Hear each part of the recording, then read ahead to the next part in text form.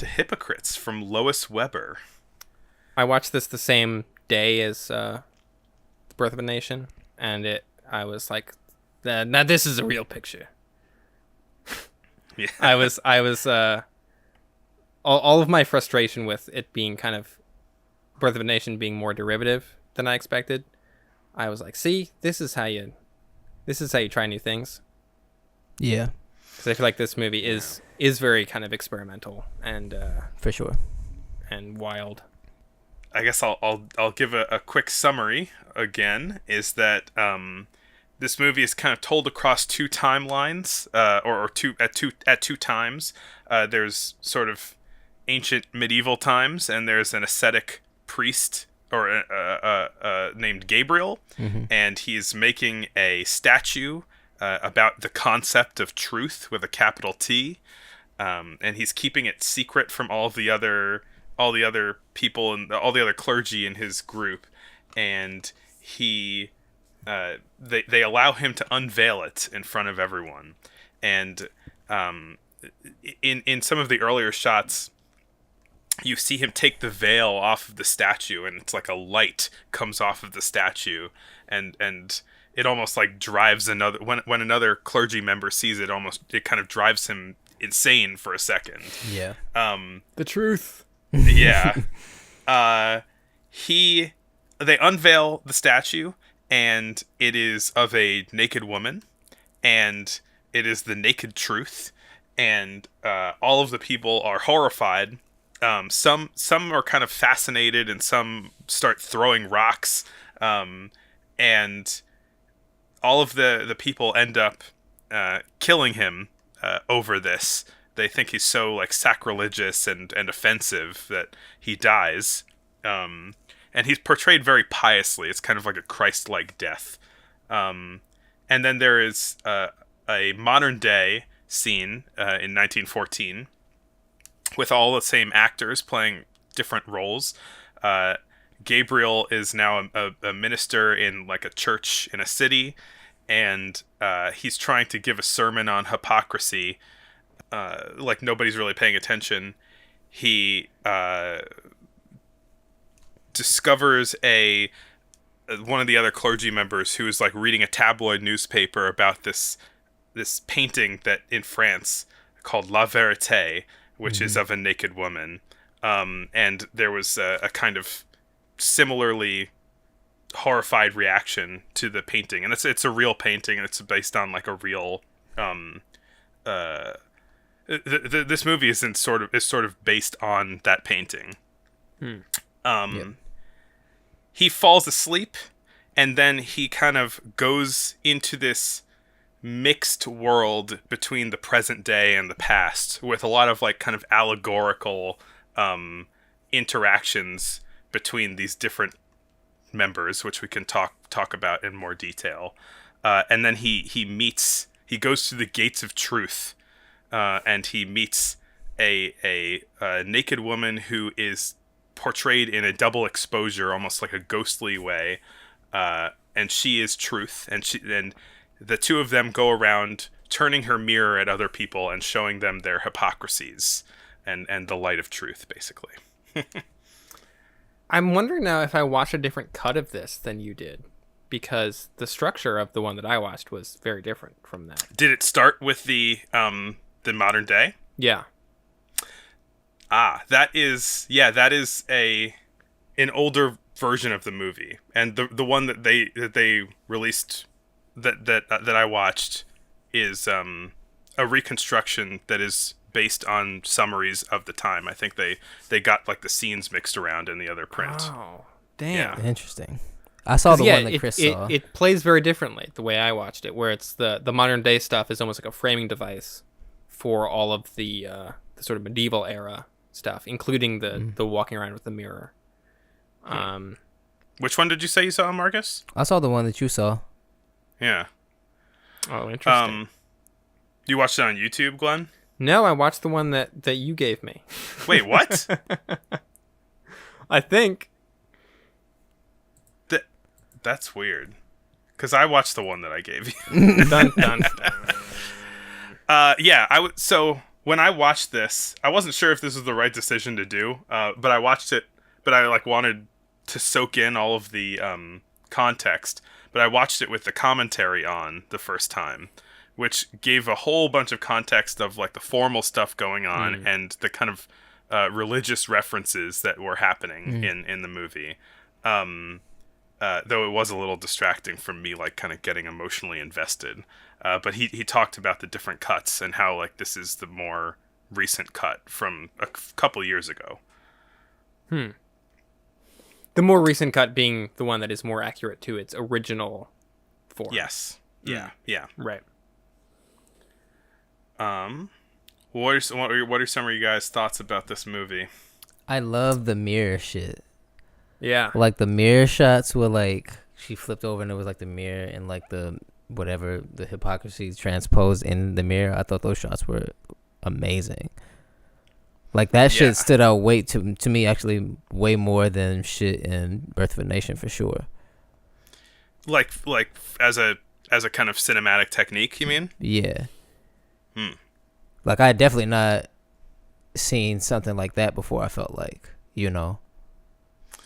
Yeah, yeah. You know, I felt like I was watching something fresh for sure. I mean, even like the transposition of like the nude on those things, that was amazing too. Like, you know, and that, like I said earlier, like I had that very last 2 kind of minutes of Birth of a Nation where it's like the heaven and hell Jesus transposition, whatever.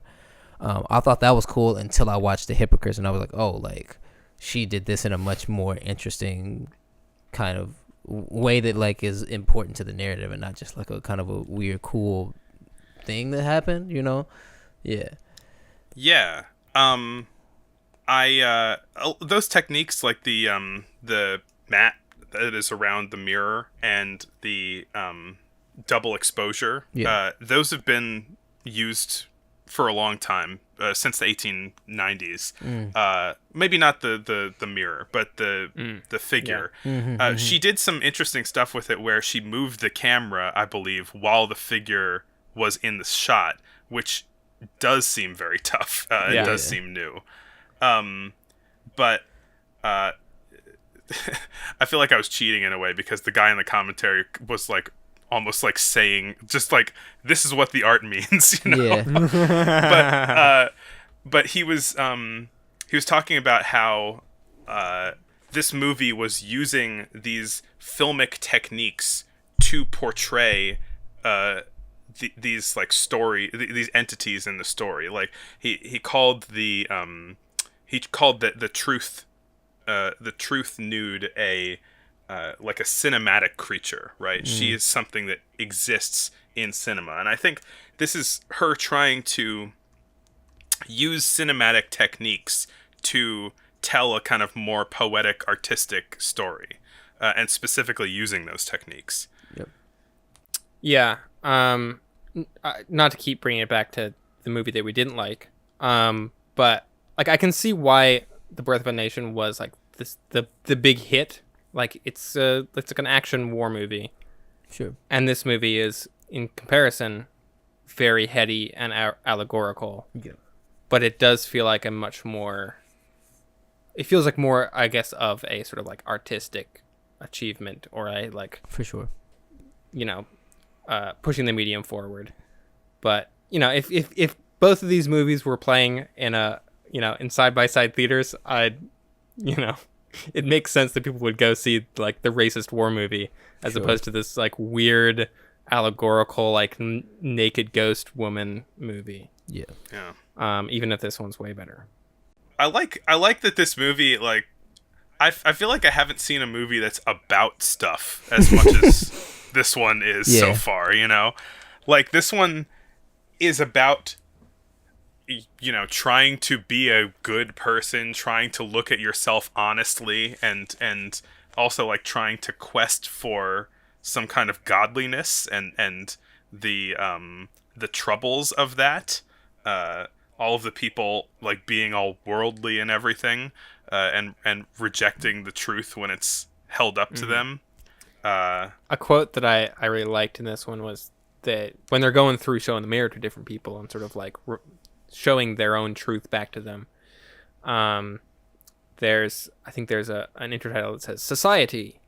Yeah. And there's a bunch of you know, rich folks in tuxedos and smoking cigars and such, as we see in a lot of these early films, wearing a lot of feathers, and the priest says like it's trying to bring truth to them, and one of the society women says truth is welcomed if clothed in our ideas. And I was like, oh, that's a good line. Yeah. I mean, it's like it applies both to the physical nakedness of the character of truth and also the idea of like, if we dress up the truth enough of our ideas, then, you know, sure, we're cool with it. Right. Yeah. And also just like, you know, tell us the hard truth, but make it easy for us to listen to, you know? Yeah. Or I mean, if you were to take this in a Catholic sense, I believe she's Catholic considering her Rosary movie from last year. It might be about a sort of more modern interpretation of Catholicism where you do sermons in English and not Latin, and versus the kind of real deal classic Catholicism that, you know, hates Protestants and Jews and only does sermons in Latin, you know. Yeah. I really like the juxtaposition between like the medieval shit and the modern day shit as a way of highlighting ways in which like hypocrisy and kind of corruption, you know, and like, you know, like power, how those things, you know, kind of permeate in different ways in the culture and how they're similar, you know, how it's different situations but still very similar, you know what I'm saying? And just kind of how like the idea of, you know, corruption and, you know, hypocrisy is kind of a universal human thing, you know, where it's like, you know, I don't know, like I think about how funny it is that every government is corrupt, you know, like every government is fucking its citizens over in some way.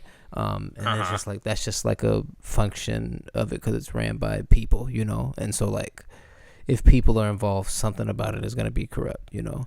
And so that's how I was kind of reading Hypocrites, just like, no matter kind of what time, place you're in, these kind of things, and even if your ideals are different, these kind of things are like ever present, you know, these kind of human shared evils, you know? Yeah, and it really like hammers that point home by not just like juxtaposing old and new next to each other, but then in the kind of final scene, it's a mix of, you know, old time Gabriel and new human beings. Like the two worlds are kind of mixing together. That was at the beginning of the one that I watched. That's weird. So fucking funny. Yeah, him like going up the mountain. Yeah. To find truth is the first thing that happens after the modern priest goes to sleep. Damn. That's like the beginning of his dream. I can see a historian who's looking at the movie without documentation about how it actually went, thinking that as a dream sequence, right? So you dream of truth and then you sculpt her, or you dream of being in olden times, you meet truth, then you sculpt her and then die, and then you die in real life. I think that does kind of make sense that it would be put together that way. Yeah, I mean it structurally the movie made sense to me. I was like, oh yeah, I get why it's in this order. So I'm really curious now to watch the more accurate, the original cut, as it were. I'll send it to you. The final cut, the Snyder cut of Hypocrites. Sorry. I just wanted to say that I thought that there was some sort of unintentional comedy with one scene where Truth is showing the mirror to people, and there's two kids. One of them has a book that just says sex on the cover. Yes, that. And the other kid is eating a big box of candy that just says indulgence on it. Yes, that shit. And I was like, hilarious. what a life that would be. The subtlety of a political cartoon. Yeah, pretty much. And shout outs to the sex book. It was a gigantic fucking book. Yeah, like, it was it enormous. really Yeah. It was an enormous, almost like like I couldn't believe that shit. It's so funny. A tome. You know, What are her other movies like? So she's Cool. pretty new. So we've only watched a couple Yeah. of her movies. She started like 2 years ago. Yeah. And I feel like this is really confident for someone who's only been making movies for 2 years. Yeah. Suspense was super confident, and that was Yeah. like right off the bat. Yeah, last year in 19. Oh, was it 1914 or It 1913? was 13, I think. Oh, that's right. Okay, so she's been doing it for 3 years. In 1913, she made this movie called Suspense, which I would recommend you check out. It's like 10 or 15 minutes long, and it is super stylish. Like there are some weird noir-y camera angles in there that I was astounded to see in a movie from 1913. Yeah. Cool. And it's super tense too. Yeah. True to the name. It's Lois Weber's take on the woman trapped in a room movie. Yeah, it's based on the good. same French play as the D.W. Griffith movies. Very interesting. Next year, I was reading into this a little bit, but I haven't looked at it yet because I only look at 1 year at a time. But in 1916, she makes a movie that is about abortion. I saw that too. Yeah, and it's it seems like to come down as a sort of like pro contraception but anti-abortion movie. But it's like explicitly based on one of the early Planned Parenthood people and sort of stuff that happened in her life, I think, or at least like riffing off of a lot of those ideas. So I'm excited to watch that. It's Yeah. interesting. That's interesting. I'm glad, like, that's a person to her, like, I saw Hypocrites, and I thought of an auteur, like, I didn't think that thinking of D.W. Griffith. I thought of somebody who was a very sound filmmaker, but with Hypocrites, it was just like a whole other league to me, just of like the idea that she was trying to pose in the film, and on top of like the techniques and the idea and like how she did it all kind of was one thing, you know what I'm saying? And it like all works together in this like nice package. And I like that it's so many things. I like that, like, her being a female director, her like having the nude in there, kind of like reclaiming as like the first non-pornographic nude in a film or whatever the stat is. Just had like having that, like having her being the person to be like, I'm going to like present the female body,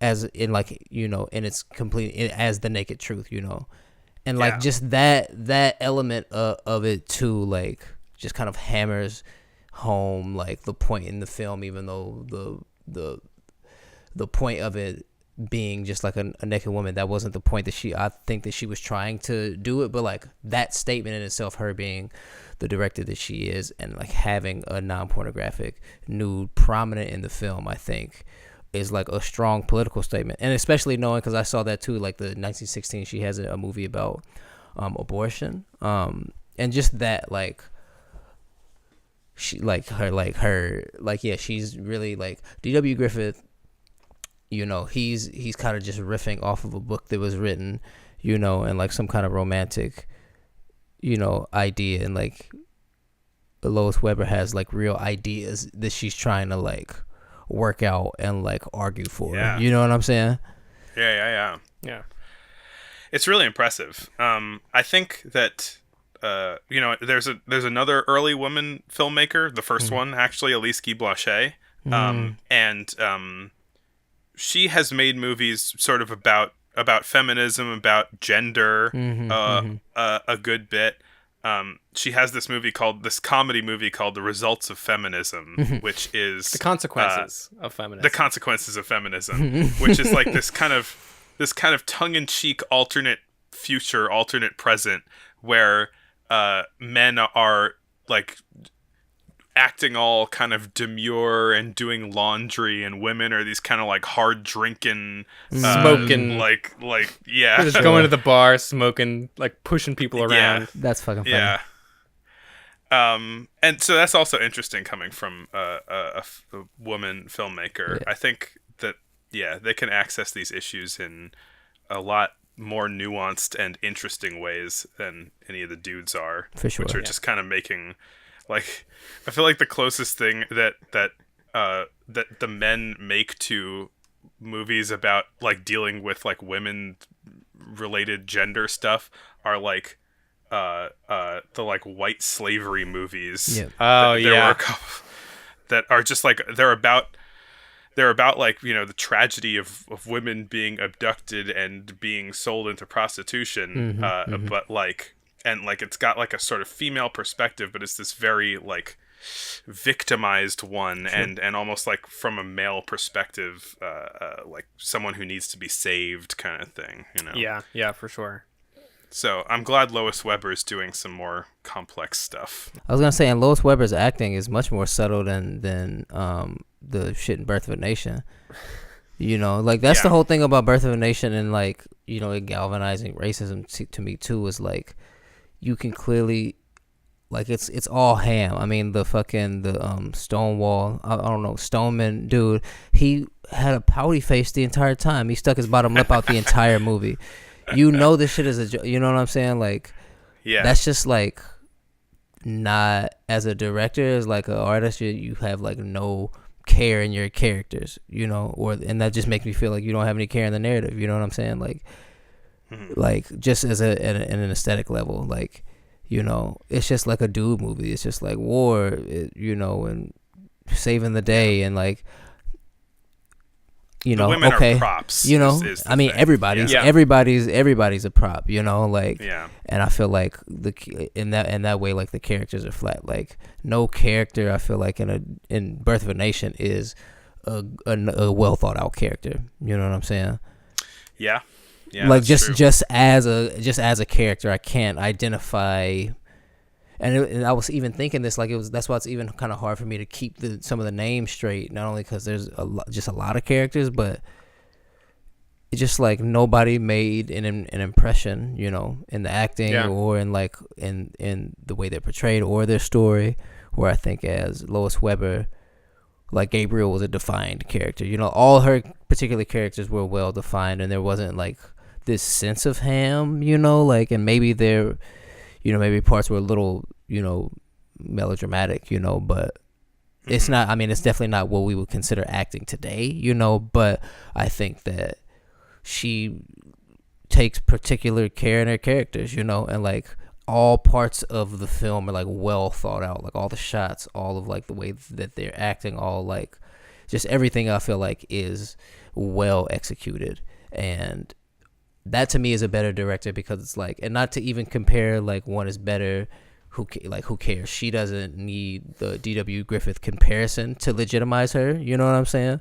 Yeah, But just right. in comparison of the two movies that came out in the same year, she just is like, she has the technique and like all the shit that he is doing, and the fact that she can like parse down a story like that to 49 minutes, while it also like having this really interesting like back and forth kind of parallel timeline, you know, even that kind of scope. Maybe it doesn't go year by year, but like she's thinking, you know, in 1,000-year gaps, you know what I'm saying? That's as big of Yeah. a scope and idea as like, you know, Birth of a Nation. So I feel like she just is like, she's kind of more in control. She knows how to tell a story more concisely, and that just makes it more interesting. You know, she doesn't need to give you all this pointless background and build this love story in, you know what I'm saying, to try to give her idea this kind of epic scope. She can just kind of put you in two time places, you know, and juxtapose the narrative in a way that, you know, will have you thinking in this kind of broad range. For sure. Well put. Yeah. Yeah. Um, We should probably end on that, but However, the only other thing I feel like I want to say about this movie is that between this and Suspense, it feels like Lois Weber is playing with like eye level and POV and subjectivity a lot more than a lot of other directors at the time. mm-hmm. It's Suspense especially, but I notice it here also of having like the camera being above or below eye level depending on where the characters were placed. yeah. Which is something that I realized I have barely seen any of up till now. I mean, Suspense has a lot more of it than this, of like looking out the window straight down at the tramp. But I mean, in the opening, for me, the opening scene of the priest in the modern church, it's like he's looking down at the people in the audience in the pews, and it's shot from above. Yeah. And they're looking up at him. I don't know. It's just like I feel like Lois Weber kind of understands that of like where the POV should be coming from. Yeah. He's always very like isolated in a lot of ways. Like he's set apart from a lot of people in eye line and in blocking in the movie, which I guess it kind of helps illustrate him as this prophet type person who no one's listening to. Yeah. You can definitely feel his sort of isolation throughout the whole thing. Speaking of that scene too, where he's looking down on the pews, that reminded me too, like of a thing that I was really impressed by with Lois Weber's filmmaking is in those scenes. I'm thinking specifically the scene where he's looking down at them in the pew and it's kind of tracking and showing like people kind of talking to each other, like whispering secrets to each other, and the scene where the Naked Truth statue is unveiled and that like shot of like what the crowd is doing. Everybody in those shots is like nobody's static, you know, where, and not to even, you know, I'm just, because I watched, you know, both these movies, like D.W. Griffith, his characters in the background besides the war scenes, like, you know, I'm thinking just like the characters in blackface, they're often like the mammy character who's always outside on the porch in the whatever the people's name house is.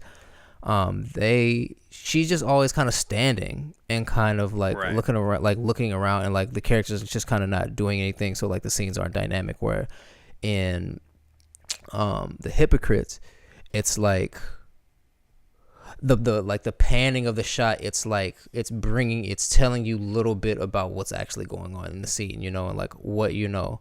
I just was especially like the scene where it was the Naked Truth scene or statue was unveiled, and like the crowd reactions, that was incredible to me, because like you kind of get stuck on, you have that problem when you're getting stuck on a few people, and but you realize that the camera's moving and there's so much going on that you like, but not in like a distracting way, but it's just like, you know, the very beginning, I got stuck on the one person who just kind of was like the woman who just kind of like looking at it and like kind of nodding their head and kind of like reposition herself and looking at it, and I got stuck on her until it had gone past her, and then I had seen, you know, like other people just kind of animated, you know, doing something like grabbing a family member or shielding them or like whispering to somebody or getting a rock to throw, and like those scenes are like so dynamic that and this probably, I mean, I don't have very many, you know, memories of films, you know, around this time, but like that's some of the most just dynamic. I mean, I would even say to, you know, standards of today's filmmaking, like everything in a scene is like so well curated. Like everybody has a job to do. She has a vision of everything down to like what the extra is doing, you know. And that to me, it's really rich. It's so rich, and it's like so like fun to watch, because it's just like, it's just dynamic. Like I couldn't believe it, and it just kept me in it, you know. And I feel like specifically thinking now of going back and looking at silent movies, that kind of like dynamicism is what can like really hold an audience, you know. Like to me, well, I'm just speaking to me, that will really hold me, you know. Whereas like I was falling asleep in parts of Birth of a Nation, and just, I mean, all silent movies, because, you know, I got ADHD, and you know it's silent, and you know it's less action than I'm used to in a moving whatever. But yeah, those parts stuck out to me because I just like couldn't take my eyes away, and I was like, yo, and like it was moments like that I was like, yo, I really need to like see what else that she's doing, you know. Like I have respect for her as an artist for real, and I'm like, oh, I want to see if you were doing this, especially knowing that this is kind of like early in her career, like, oh, if you're doing this, you know, a couple movies in, I really want to see like what you ended up, you know, rocking with. Yeah, for sure.